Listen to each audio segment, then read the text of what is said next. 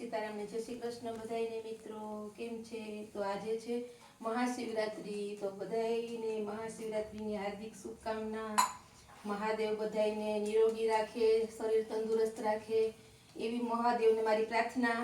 અને તો જો આજે હું, દીપક અને યુગ ત્રણેય શિવરાત્રી રહ્યા છીએ, તો અમારા માટે જે ફરાળમાં હું બનાવું છું એ વિચારીએ છીએ। અને પપ્પા નથી રહ્યા તો પપ્પાની એકની રસોઈ બનાવવાની છે, તો એના માટે જો મેં મેથી રીંગણા ટમેટાનું શાક બનાવ્યું છે, છાશ બનાવી છે, અને હારે મેં કીધું પપ્પાને ત્યારે રોટલો બનાવી દઉં, તો એના માટે હું રોટલો ઘડું છું।